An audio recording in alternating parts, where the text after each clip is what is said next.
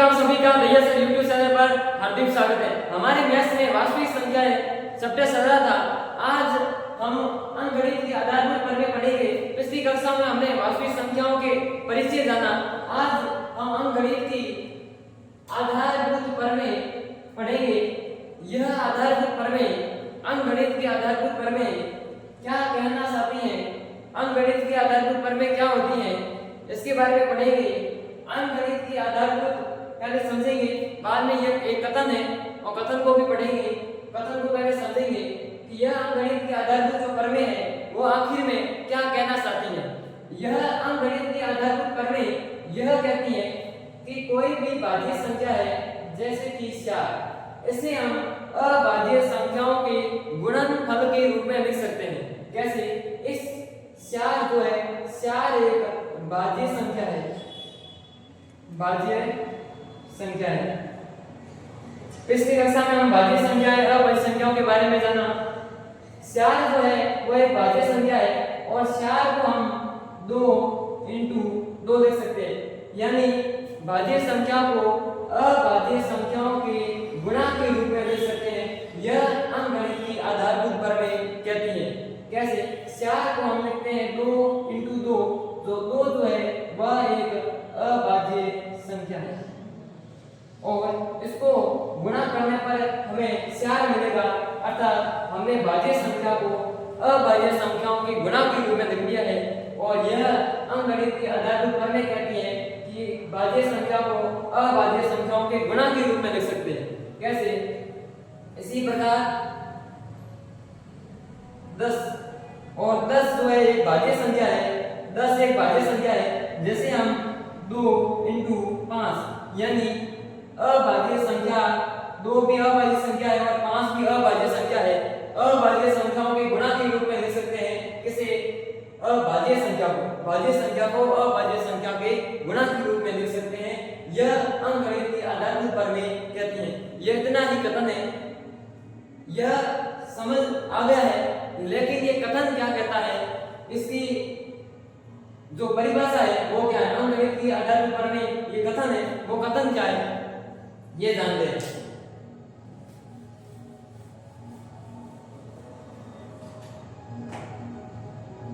अंकगणित की आधारभूत प्रमेय यह कथन परीक्षा में देखो ये भी आता है कि अंकगणित की आधारभूत प्रमेय लिखिए। तो कैसे लिखेंगे कि प्रत्येक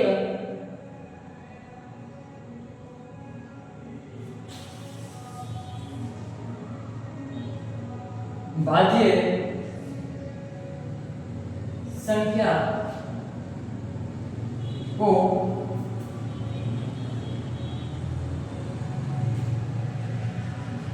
अभाज्य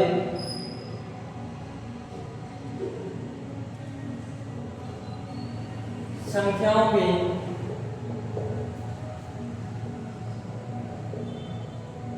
अभाज्य संख्याओं के गुणा के रूप में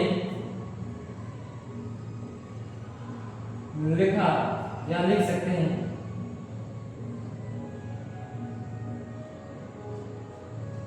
प्रत्येक भाज्य संख्या को अभाज्य संख्याओं के गुणा के रूप में लिख सकते हैं।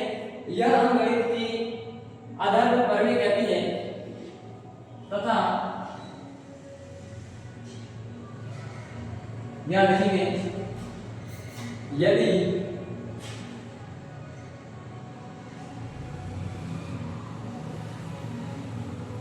अभाज्य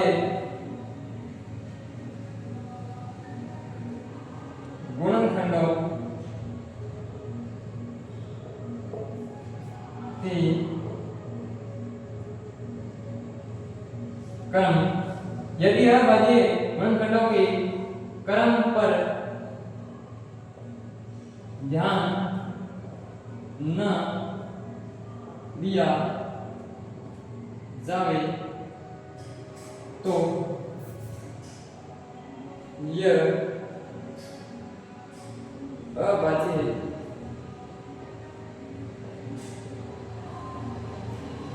गुणनखंड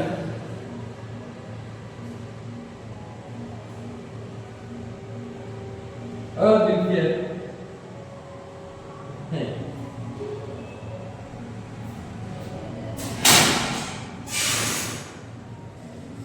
यह कैसे है कि प्रत्येक भाज्य संख्या को अभाज्य संख्याओं के गुणा के रूप में लिख सकते हैं। यदि अभाज्य गुणनखंडों के क्रम पर ध्यान न दिया जाए तो यह अभाज्य गुणनखंड अद्वितीय है। अद्वितीय यानी इसके जैसा कोई नहीं। जैसे कि 4 और 4 को हम 2 × 2 लिख सकते हैं। इन अभाज्य संख्याओं के गुणा के रूप में लिख दिया है। और ऐसे लिख सकते हैं यह अंकगणित के आधार पर प्रमेय कहती हैं और इनका जो क्रम बदलेंगे तो भी आंसर हमारा 4 ही आएगा। 2 × 2, इस 2 को आगे ले आओ और 2 को पीछे ले आओ और आंसर वही आएगा 4। इसी प्रकार 12 को कहें तो 12 को 2 × 3 यह भी लिख सकते हैं। भाज्य संख्या को अभाज्य संख्याओं के गुणा के रूप में लिख दिया है। 2 × 2 × 3 इसका चाहे क्रम बदले तो भी आंसर 12 ही आएगा। कैसे कि मैं 2 को 2 रखता हूं और 2 को पीछे और 3 को आगे रखूं तो भी आंसर जो है हमारा वो 12 ही देगा। तो यही अंकगणित के आधार पर प्रमेय कहती हैं कि प्रत्येक भाज्य संख्या को अभाज्य संख्याओं के गुणा के रूप में लिख सकते हैं। यदि यह जो गुणनखंड है एकदम क्रम पर ध्यान नहीं दे तो भी ये क्या है अद्वितीय है। इसका क्रम बदले तो भी आंसर वही आएगा। 12 को 2 × 3 लिखो या 2 × 3 × 2 लिखो आंसर तो हमारा 12 ही आएगा। यह अंकगणित की आधारभूत प्रमेय कहती है। यहां से क्वेश्चन ऐसे बनेगा कि अंकगणित के आधारभूत प्रमेय का जो कथन है वह लिखें तो यह एक नंबर का क्वेश्चन बनेगा और यह कथन लिखा है और उदाहरण से समझाइए और 2-3 उदाहरण दे देते हैं आपको। और इसका 1.1 में तो उपयोग है। एससीएफ कैसे ज्ञात करेंगे वो तो उपयोग है, लेकिन यहाँ पे एग्जाम में कथन भी पूछा जा सकता है। आगे हम पढ़ेंगे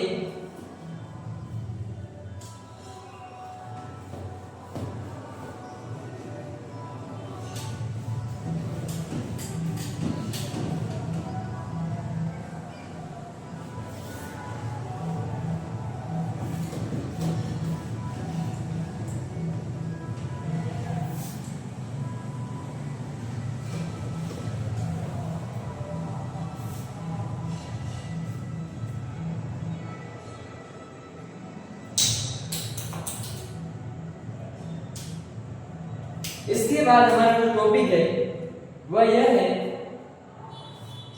कि एससीएफ तथा एलसीएम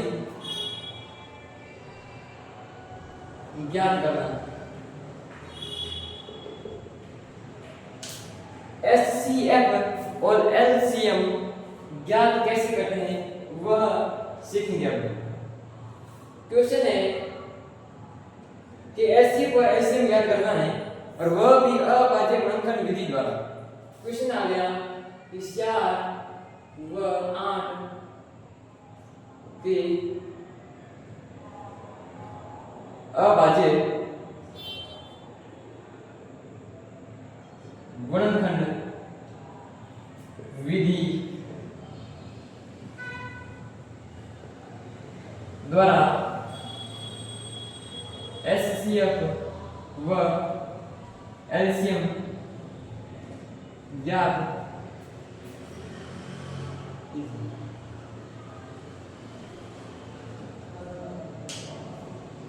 चार व 8 के हमें एचसीएफ व एलसीएम ज्ञात करने हैं और वह अभाज्य गुणनखंड विधि पर कैसे करते हैं। सबसे पहले आपको 4 और 8 लिख देने हैं और आपको 4 के अभाज्य गुणनखंड करने हैं और 8 के अभाज्य गुणनखंड करने हैं। कैसे कि 4 के अभाज्य गुणनखंड करते हैं 4 के और 4 में 2 का भाग 2 और 2 में 2 का भाग 2। यह जो है ये गुणनखंड है किसके 4 के 2 × 2। ये जो हमारा 12 का है वह गुणनखंड है। इसी प्रकार 8 के गुणनखंड करें 2 का भाग्या 8 में 4 बार, 2 का भाग्या 4 में 2 बार और 2 में 2 का भाग्या 1 बार। यह हमारी गुणनखंड है 2 × 2 × 2। यहाँ पे 2 × 2 को 2 की घात 2 लिख सकते हैं, क्योंकि जो 2 है वह कितनी बार आपस में गुणा है, वह 2 बार है, इसीलिए घात लगेगी 3। यहाँ पे जो 2 है वह आपस में 3 बार गुणा है, इसीलिए यहाँ पे घात लगाई जाएगी 3 स्क्वायर ऑफ क्यूब। अब क्या करना है, एचसीएफ और एलसीएम ज्ञात करना है। सबसे पहले इसके अभाज्य बंधन करो, स्टेप बाय स्टेप करेंगे तो हमें समझ आएगा आसानी से। सबसे पहले 4 और 8 के अभाज्य बंधन करें और बाद में एचसीएफ किसका ज्ञात करना है, 4 और 8। अब एचसीएफ में क्या करते हैं, हम ऐसे गुणनखंड लेते हैं 4 और 8 के गुणनखंड कौन से हैं, 2 की घात 2 और 2 की घात 3। इनमें से हमें कॉमन जो है उभयनिष्ठ गुणनखंड जो है वह एचसीएफ में लेते हैं। यहाँ पे उभयनिष्ठ कौन है, 4 में 2 है और 8 में भी 2 है, इसीलिए हम एचसीएफ 4 और 8 में 2 लेंगे। परंतु 2 की घात यहाँ पे 2 है और यहाँ पे 2 की घात 3 है, तो यहाँ पे कौन सी घात लेनी है, सदैव एचसीएफ में घात छोटी लेनी है। यहाँ पे घात छोटी 2 है और बड़ी कौन सी है 3, इसीलिए यहाँ पे घात कौन सी लेंगे 2 और इसका आंसर आएगा 4। तो 4 और 8 का एचसीएफ हमें प्राप्त हुआ कौन सा, 4। अब हम करेंगे एलसीएम। एलसीएम किसका, 4 और 8 का, और एलसीएम में सारे कॉमन आए अर्थात उभयनिष्ठ आए ना आए, जो यहाँ पे गुणनखंड दिख रहे हैं वह सभी एलसीएम में लिखना है। अब यहाँ पे क्या दिख रहा है, 2 और 2 की घात 2 दिख रही है और 2 की घात 3, लेकिन एलसीएम में आपको सबसे बड़ी घात लेनी है। एचसीएफ में सबसे छोटी और एलसीएम में सबसे बड़ी, और सबसे बड़ी घात कौन सी हो गई, 3 और 2 का क्यूब कितना होता है, 8। यह हमारा आंसर हुआ 4 व 8 के एचसीएफ और एलसीएम अभाज्य गुणनखंड विधि द्वारा हमने ज्ञात किया। सबसे पहले 4 और 8 के अभाज्य गुणनखंड करो और बाद में एचसीएफ में जो कॉमन है दोनों आए उसे लेने हैं, और यहाँ पे 2 आ रहा है कॉमन, छोटी घात लेनी है, और यहाँ पे एलसीएम में सबसे बड़ी घात लेनी है, कॉमन आए ना आए इसमें कोई फर्क नहीं पड़ता। यह हमारा हुआ एचसीएफ और एलसीएम ज्ञात करना। और भी एग्जांपल लेंगे।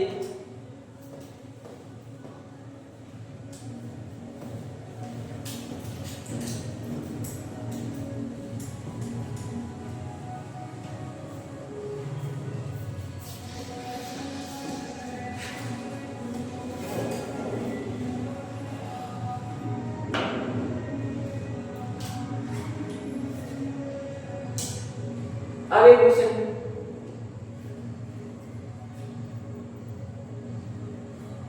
बहत्तर व 120 की अभाज्य गुणनखंड विधि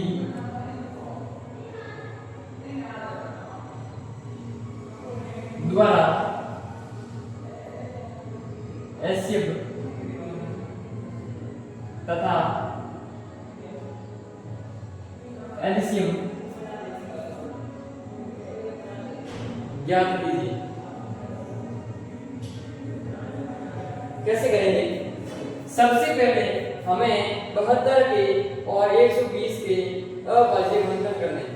अभाज्य गुणनखंड अभी हमने पढ़ी थी अंकगणित के आधारभूत वर्ग में, यानी यह भाज्य संख्या है, इसे अभाज्य संख्याओं के गुणा के रूप में लिखना है, यह हमें काम करना है। 72 के अभाज्य गुणनखंड, इसमें 2 का भाग गया 37, इसमें 37 में 2 का भाग गया 2 बार, 2 में वो आया 18, 2 का भाग 37 में गया 18 बार, 18 में 2 का भाग गया 9 बार, और 9 में 3 का भाग गया 3 बार, और 3 में 3 का भाग गया 1 बार। तो ये सभी हमारे गुणनखंड आ गए। 2 × 2 इंटू 3 इंटू 3। इससे हम 2 की पावर हम 3 लिख सकते हैं, क्योंकि यहाँ पे 2 आपस में 3 बार गुणा है। इसी प्रकार यहाँ पे 3 की घात हमें 2 लिखेंगे, क्योंकि यहाँ पे 3 परस्पर 2 है, वो आपस में 2 बार गुणा है, इसकी घात तो 2 हो जाएगी। इसी प्रकार हमें 120 2 का भाग है 120 में 60 बार, 2 का भाग गया 60 में 30 बार, 2 का भाग गया 30 में 15 बार, 3 का भाग गया 15 में 5 बार और 5 में 5 का भाग गया। ये सभी हमारे गुणनखंड आ गए। 2 इंटू 2 इंटू 2 इंटू 3 इंटू 5। इससे हम 2 की घात क्या लिख सकते हैं 3, और इसे 2 की घात 3 लिख सकते हैं, और इसे 3 को 3 की घात 1 और 5 को 5 की घात 1। यदि इसके ऊपर एक घात है तो इसका अर्थ है इसके ऊपर कोई घात नहीं है, लेकिन यहाँ पे हम 1 लगा देते हैं। अब अभाज्य गुणनखंड करने के बाद एचसीएफ किसका 72 और 120 का। एचसीएफ में क्या करना है कि जो 72 और 120 में उभयनिष्ठ गुणनखंड नहीं लेना है। यहाँ पे 72 में 2 है और 120 में भी क्या है 2, तो इन दोनों में उभयनिष्ठ है, तो हमें एचसीएफ में लिखना है 2, लेकिन इसकी घात 3 और इसकी घात 3 है, तो सबसे छोटी घात यहाँ पे कौन सी होगी, दोनों ही समान है तो 3 लेनी। और हमें कॉमन क्या रहा है इसमें 72 में 3 और 120 में 3, तो यहाँ पे 3 लेंगे और 3 की घात यहाँ पे 2 है और यहाँ पे क्या है 1। सबसे छोटी घात है एचसीएफ। एचसीएफ में सबसे छोटी घात कौन सी 1, लेकिन यहाँ पे हमें 5 नहीं लेना है एचसीएफ में। इसका कारण यह है कि हमें 72 और 120 में उभयनिष्ठ गुणनखंड लेने हैं, लेकिन 120 में 5 है और 72 में 5 नहीं है, इसीलिए हमें एचसीएफ में 5 की घात 1 नहीं लेना है। अब इसको गुणा करते हैं, 2 की घात 3 कितना होता है 8, 2 की घात 3 8 और 3 की घात 1 3, और इसका आंसर होगा 8 3 24। अब कहेंगे एलसीएम। एलसीएम कितना आएगा वो देखें, किसका 72 और 120। एचसीएफ में जो कॉमन होते हैं उसी को लेते हैं, और एलसीएम में जो दिखता है गुणनखंड में उसी को लेते हैं। इसमें 2 इंटू 3 इंटू 5 कॉमन नहीं है, परंतु हमें एलसीएम में सब कुछ लेना है। और यहाँ पे 2 की घात 3 है, तो सबसे बड़ी 2 की घात 3 है, क्योंकि यहाँ पे समान है, और 3 की घात 1 है और 3 की घात 2 है, कौन सी है यहाँ पे एलसीएम है। इसका मतलब ये हुआ कि सबसे बड़ी घात है, और 5 की घात तो 1 ही है, ना छोटी है ना बड़ी है। अब 2 की घात 3 का मान 8 और 3 की घात 2 का मान 9 और 5 5। अब 8 9 72 इंटू 5, इसका आंसर क्या आएगा, 72 को गुणा करो 5 से, कितना आएगा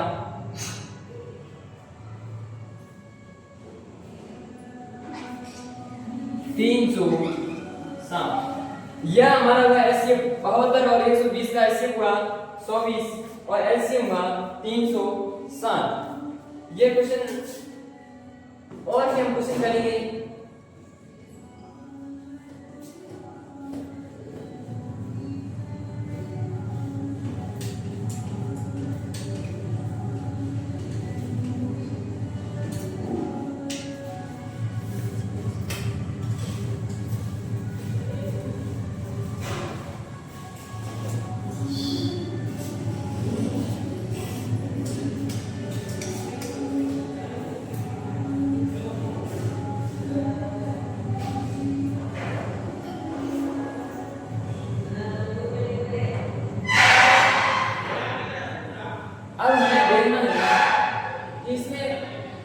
सूत्र होता है कि एचसीएफ इनटू एलसीएम बराबर होता है दो पूर्णांकों का गुणनफल। फिर दो संख्याएं होगी, उनका हम एचसीएफ और एलसीएम निकालेंगे, उनका गुणा करेंगे और दो संख्याओं का गुणा करेंगे तो उसका आंसर जो होगा वो दोनों समान होंगे।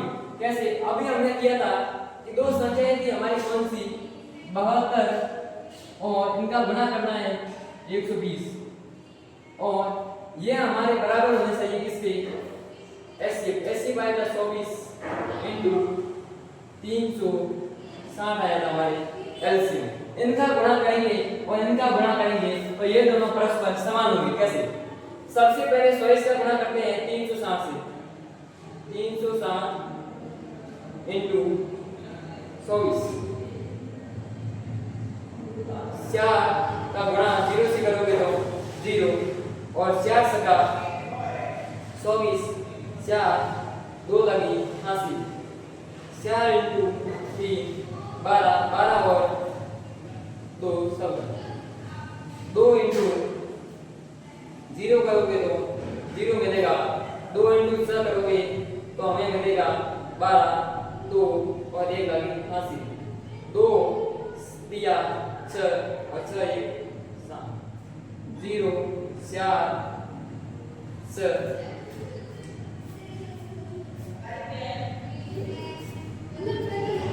इनका आंसर मिला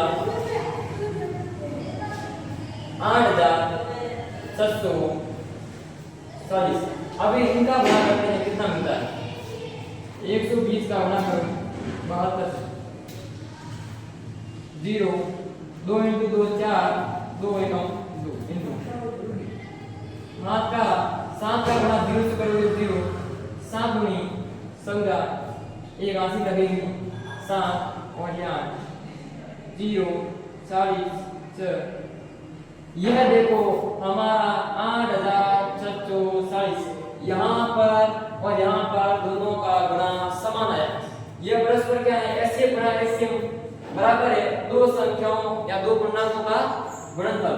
ये दोनों समान आते हैं, इसलिए तो हमने क्या किए एचसीएफ और एलसीएम सही ज्ञात किए, नहीं तो हमारा गलत हुआ। एचसीएफ इनटू एलसीएम दो पूर्णांकों का गुणनफल ये समान आता है हमेशा। अब हम और क्वेश्चन लेते हैं।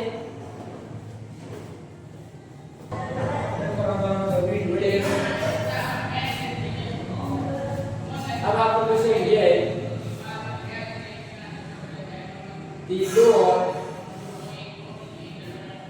11 का अभाज्य गुणनफल विधि द्वारा एचसीएफ और एलसीएम ज्ञात करें।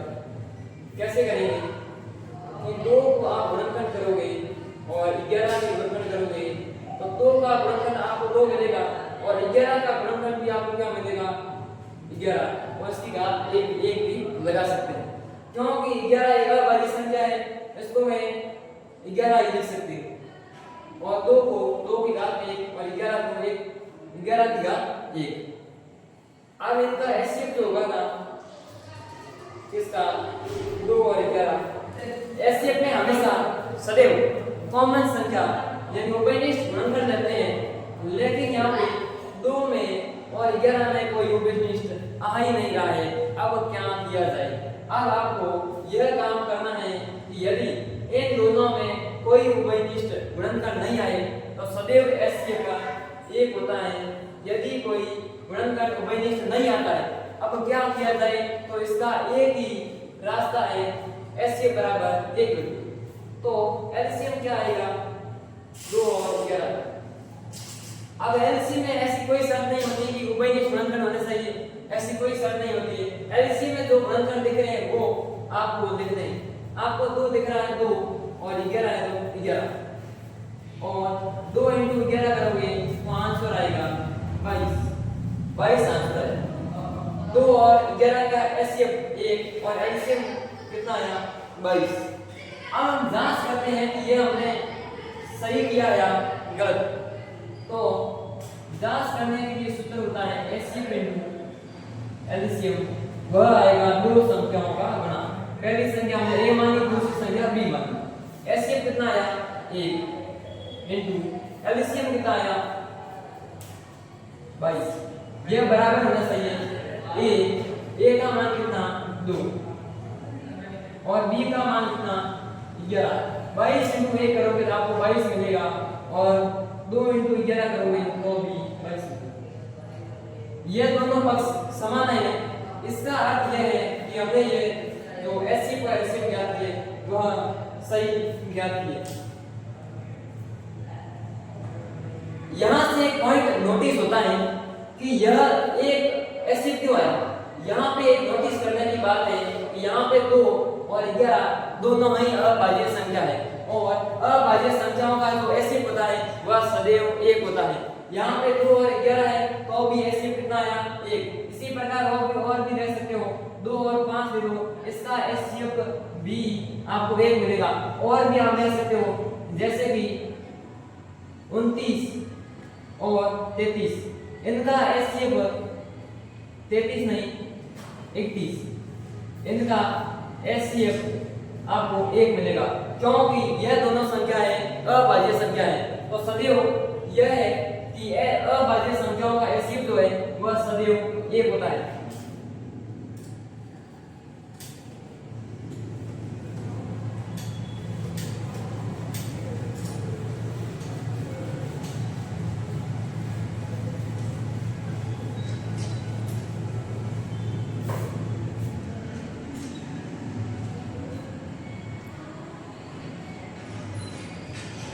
अभाज्य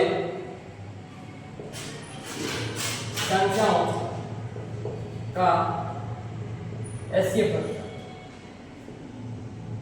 सदैव 1 होता। यह भी कुछ क्वेश्चंस के माध्यम से आपको बताया कि अभाज्य संख्याओं का एचसीएफ सदैव क्या होता है 1। अभी हमें जाना था कि ये होता है।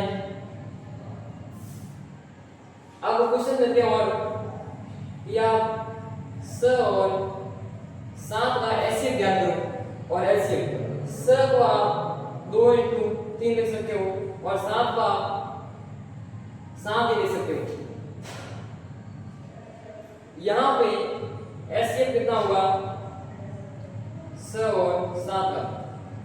इन दो गुणनखंडों में कुछ कॉमन आ रहा है, बिल्कुल भी कॉमन नहीं आ रहा है। यहाँ पे 2 है, यहाँ पे नहीं है, यहाँ पे 3 है, यहाँ पे नहीं है, यहाँ पे 7 है, परंतु यहाँ पे नहीं है, कॉमन कुछ भी नहीं आ रहा है। तो ऐसी स्थिति में हम एक रास्ता निकालते हैं और एचसीएफ हम लिख देते हैं 1 और एलसीएम में किसका स और 7 का गुणा करो 2 इंटू 3 इंटू 7।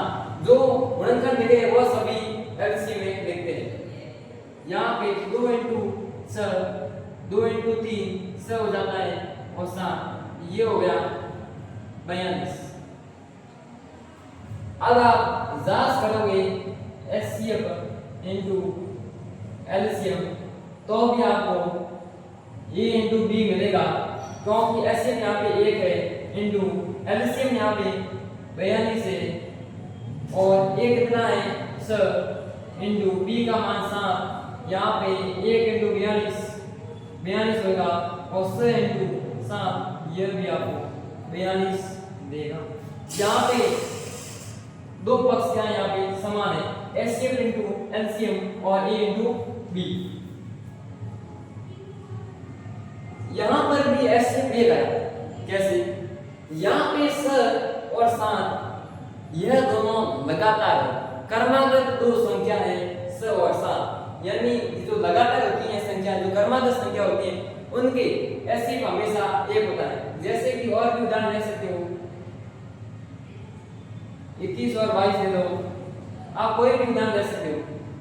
अब 21 और 22 के अभाज्य गुणनखंड करोगे तब क्या होगा देखो।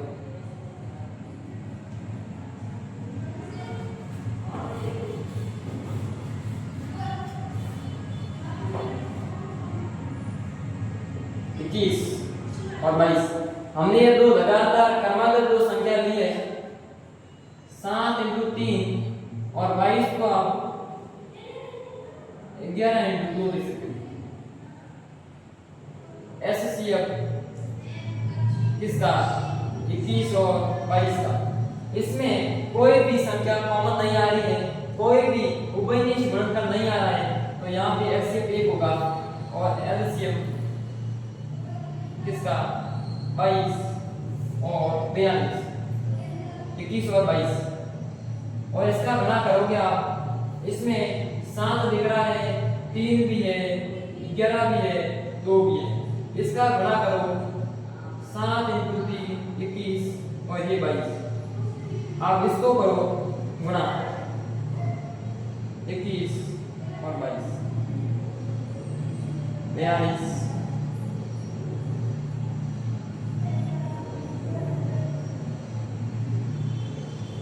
400। बस हम इन दोनों संख्याओं का गुणा करोगे और एचसीएफ और एलसीएम का गुणा करोगे तो ये परस्पर अपने आप में समान होंगे, दोनों पक्ष क्या होंगे? समान। तो यहाँ पे क्या देखा? दो संख्याओं का, दो क्रमागत संख्याओं का एचसीएफ 1 है और यहाँ पर भी 21 और 22 दो लगातार संख्याओं का एचसीएफ क्या है? 1। यहाँ से एक पॉइंट यह बनता है, आप खुद भी बना सकते हो, स्वयं बनाइए। यहाँ पे पॉइंट क्या बनेगा?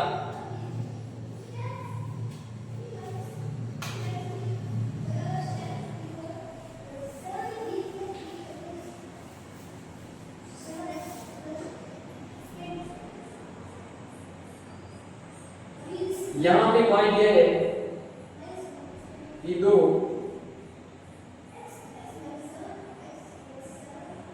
कर्मागत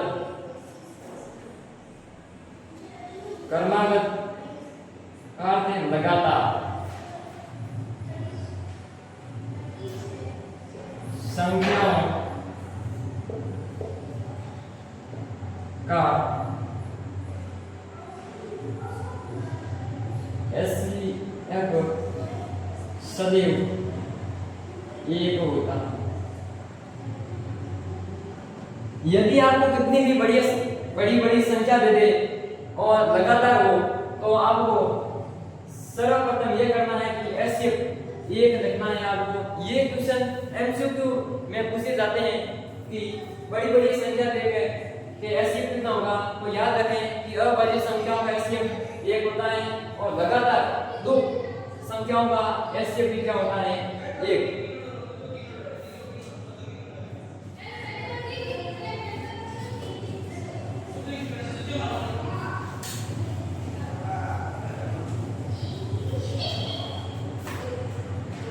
तो आज हमने क्या पढ़ा? अंकगणित की आधारभूत प्रमेय पढ़ी। अंकगणित की आधारभूत प्रमेय क्या कह रही है कि प्रत्येक भाज्य संख्याओं को अभाज्य संख्याओं के गुणा के रूप में लिखा जा सकता है और इनके क्रम पर ध्यान नहीं दिया जाए तो यह अद्वितीय है। जैसे कि 4 को 2 इंटू 2 लिख सकते हैं, 8 को 2 इंटू 2 इंटू 2 लिख सकते हैं, इसी प्रकार 9 को 3 इंटू 3 लिख सकते हैं। यह अंकगणित की आधारभूत प्रमेय कहती है।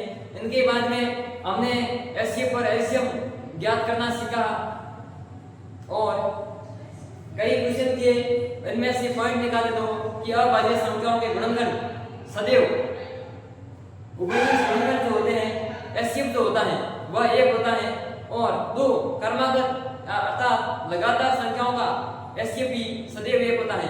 आज के लिए इतना ही, धन्यवाद।